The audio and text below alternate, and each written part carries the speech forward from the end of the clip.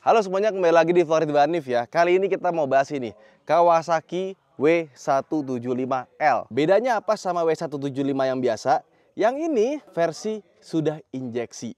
Yes, akhirnya sudah injeksi. Karena beberapa orang yang pakai W175 itu masih tetap ada yang pengen injeksi biar mesinnya lebih irit bahan bakar, performanya lebih enak, dan tentu saja asap knalpotnya lebih ramah lingkungan. Tapi tanpa harus menghilangkan dari ciri khas si W175 sendiri. Karena W175 itu beda sama yang lain-lain tuh pengen kelihatan retro, tapi ada sentuhan-sentuhan modern. Dan biasanya motor-motor retro itu dia punya basis motor modern. Akhirnya retronya masih berasa kurang gitu. Dan gua setuju banget sama Kawasaki, di mana yang lainnya tuh bikin motor-motor modern dibikin klasik. Kalau ini dibikin klasik, bener-bener klasik beneran. Lihat. Ini kayak motor tahun 70, tahun 80 yang bener-bener baru keluar dari showroom ya. Kita lihat dari depannya, ini bener-bener kayak motor klasik banget. Bisa kita lihat nih, lihat bannya. Ini bannya, model radialnya ini pakai punya Ceat ya. Ini kayak motor zaman dulu ya bannya. Alurnya juga kembangnya tuh kayak motor zaman dulu gitu. Nah, kalau misalkan dibikin kotak-kotak ini lebih bagus ya. Sama dia masih pakai velg jari-jari. Bukannya dia nggak bisa gitu bikin velg yang alloy, bisa banget gitu. Apalagi kalau kalian tahu Kawasaki Ninja kan. Itu kan Ninja itu kan salah satu motor yang paling canggih untuk di kelasnya ya. Kok tiba-tiba dia bikin motor yang kayak begini gitu? Enggak dong. Karena mereka emang pengen memberikan nafas klasik yang benar-benar klasik gitu. Tuh lihat, masih pakai velg jari-jari gitu kan. Terus shock breakernya, shock depannya, forknya itu juga kayak begini aja gitu. Nah bagian teleskopiknya dikasih karet ya, biar kelihatan makin klasik. Sama lampunya masih pakai halogen biasa, tapi bagian mikanya dia pakai plastik ya, bukan pakai kaca kayak motor-motor zaman dulu. Nah bagian sini juga masih pakai halogen. Nah ini nanti kayaknya plat nomornya kita pindahin ke bawah ya, karena ditaruh di sini tuh jadi kayak kurang enak. Nah cuman Kawasaki di W175L ini dia ngasih sentuhan teknologi yang hampir nggak kelihatan, tapi ngaruh banget ke performance safety. Jadi sekarang rem depannya itu pakai Vibray ya, dan cakramnya ini meskipun bolong-bolong, bagian sininya tuh kerasa klasik banget gitu ya. Nah di sini nih ada sensor speednya karena sekarang sudah ada anti-lock braking system. Nah ini cocok nih buat teman-teman yang suka berpergian touring atau semacamnya, pengen motor lebih aman. Memang walaupun kelihatan klasik, menurut gua ABS itu peranti wajib yang harus ada di setiap motor ya. Jadi jangan mentang-mentang klasik ABS-nya nggak ada. Nah ini ABS-nya tetap dikasih. Makanya pas W175L keluar gua langsung wah ini bagus nih kalau dibeli nih.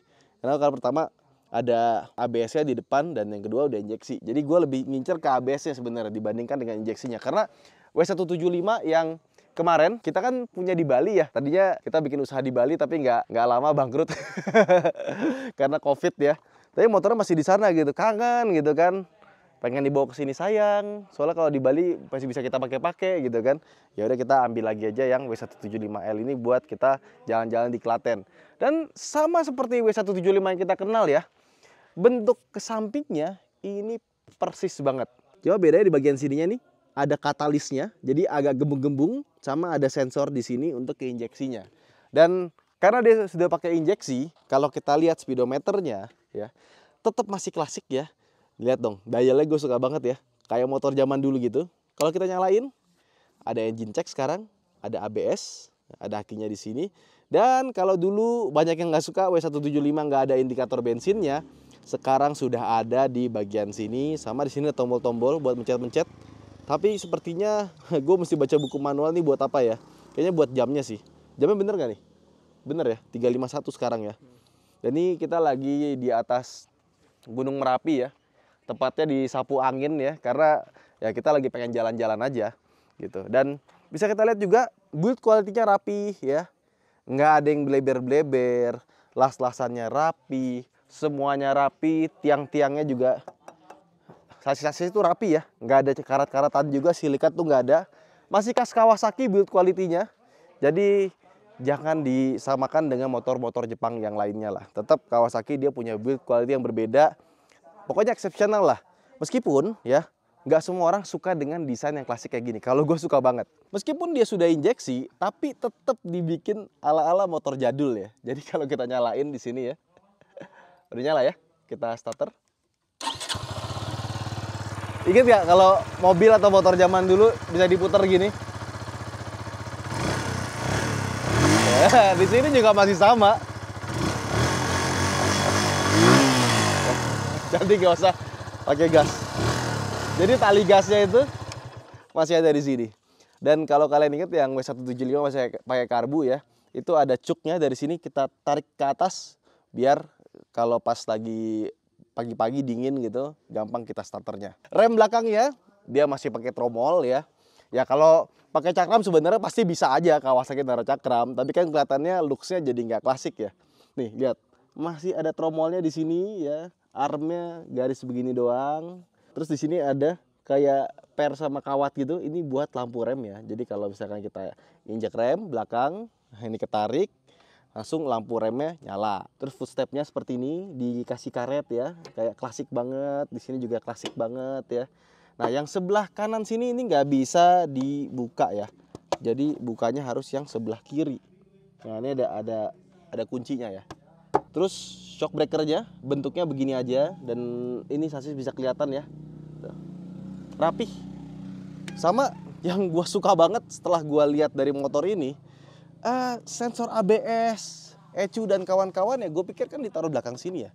Nah tapi Kawasaki itu naruh di bawah sini, tuh lihat tuh. Di bawah sini tuh ada ABS-nya ya. Sama ada beberapa perlengkapan lain, fuel pump segala macam ada di sini ya. Cuman dibandingkan dengan W175 yang lama, tangkinya jadi lebih kecil meskipun secara bentuk dan ukurannya sama gitu. Yang tadinya segini, sekarang jadi segini. Gue lupa sih, makanya pakai tulisan aja ya. Tapi effortnya gede gitu. Jadi jangan pikir mentang-mentang motor klasik bikinnya gampang gitu kan. Enggak juga, tetap dibikin sama Kawasaki gimana caranya biar motor ini serapih mungkin. Nice. Terus bagian belakangnya, ini juga masih sederhana ya. Lampu rem, lampu sein, semua masih pakai halogen. Bagian spakbornya ini plastik, bukan besi ya. Begitu pula dengan spakbor depannya, dia juga pakai plastik ya. Nanti kalau misalkan kalian custom, ya ganti aja yang besi gitu. Sama di sebelah kiri ya, ini ada 3 garis gini. Biasanya kalau ini kebetulan motor impor dari India, biasanya itu biar kain sarinya tuh nggak keserimpet ke dalam ban, itu dibikin ada garis-garisnya seperti ini. Dan untuk bagian sebelah kiri kurang lebih seperti ini tampilannya. Dan lucunya antara W175 injeksi sama yang karburator ternyata tenaganya sama ya, nggak dibikin berbeda. Oke, nah ini kita buka. Nah kalau dibuka kita akan ketemu sama aki. Terus di sini ada toolkit ya. Cuma toolkitnya nggak sebanyak dulu ya. Dulu kan dikasihnya banyak ya. Ini ada kunci-kunci sama ini kepala buat obengnya ya. Nah, kayak gini kurang lebih. Ada kunci 14, kunci 12, 10, 14, 12. 14-nya kenapa ada 2 ya? Buat apa dia? Kasih 14 sampai 2 biji. Sama ini buat obeng kembang plus minusnya ya. Bisa diputar. Kita tutup lagi. Dah, ketutup ya. Joknya ini lurus begini aja. Ada jahitan warna putih di sini, dan seperti yang kalian tahu kalau W175 itu emang bahan buat modif ya. Jadi kalau misalkan kalian beli ini langsung kontak tempat buat modifnya. Karena kalau gue sih kayaknya pengen gue miripin sama W175 gue yang ada di Bali kemarin ya, Saburi ya. Kebayang sih tulisan A&M. Di sininya warnanya coklat joknya ya. Dan kalau kita duduk seperti ini, masih sama rasanya kayak W175 yang kita kenal. Masih gampang dipakainya ya. Enteng, meskipun dia wheelbase-nya tambah panjang ya, armnya dipanjangin sama Kawasaki. Tujuannya apa? Biar kalau di kecepatan tinggi dia lebih stabil dibandingkan yang biasa. Nah, remnya yang W175 kemarin kan agak kurang ya rem depannya ya. Yang ini sekarang udah lebih enak karena beda sistem pengeremannya dan by brake juga. Dan koplingnya pun juga enteng, sama giginya dia ada 5. Tuh. Sama yang paling berasa dibandingkan dengan W175 yang karburator, dia getarannya lebih halus ya, meskipun masih ada rasa getar-getarnya ya, terutama pas digas, getar rem tinggi itu di tangan tuh masih cukup berasa. Tapi dibandingkan dengan W175 yang injeksi, ini sudah lebih baik. Nah sekarang gimana rasa berkendaranya? Nah kebetulan kita udah bawa motor ini dari Klaten ke Merapi. Oke, sekarang kita riding naik W175. Rasanya kangen deh ya. Dulu gue punya W175. Itu pertama kalinya gue riding ya, bawa motor dari Jakarta. Kita start dari turun ferry baru motoran ya. Jadi dari emang nggak dari Jakarta sih, touringnya agak cheating ya. Tapi ketika gue bawa motor ini, itu tuh kayak memori lama tuh kembali lagi, datang lagi. Aduh, enaknya gitu ya touring tuh. Itu udah lama gue nggak touring dan akhirnya gue bisa touring lagi tuh kayak rindu gitu. Dan ketika naik motor ini itu rasanya sama ya kurang lebihnya ya. Jadi seperti yang gue bilang tadi, tenaga mesinnya itu masih mirip-mirip, cuma yang gue rasain putaran atasnya ini lebih ngisi ya. Jadi pas kita, ini nggak kelihatan sih RPM-nya berapa ya, pas kita putaran tinggi, kita gas gitu ya, getarannya masih ada sedikit-sedikit yang lebih halus dibanding W175. Terus pas kita shifting, nah itu baru tuh cerk, deng, langsung enak, berasa lah. Jadi ini motor tuh masih rasanya konvensional ya, jadi dari shiftingnya gitu, kasar-kasarnya tuh masih ada, tapi bukannya mengganggu gitu. Dan pas kita bawa agak kenceng, ini motor tuh rasa ringannya itu masih ada gitu. Jadi mau pelan mau kenceng, ringannya tuh masih ada. Tapi ketika kita di atas 100 ya, emang agak susah buat nyampe ke atas 100 gitu ya. Dia masih lumayan stabil gitu. Jadi penambahan wheelbase dibandingkan dengan W175 sebelumnya itu ngebuat motor ini itu jadi lebih stabil dibandingkan dengan model sebelumnya. Posisi duduknya juga masih enak ya. Kalau buat gua pas dengan tinggi 170. Ketika berhenti pun kaki kanan kiri bisa menapak dengan sempurna, dan jarak dari tangan ke stang, kaki kita ke tempat kaki itu rasanya normal-normal aja dan baik-baik saja. So far kita pakai buat dari Klaten ke Merapi ini sih selama 1,5 jam sih nggak terasa pegel, nggak berasa capek ya.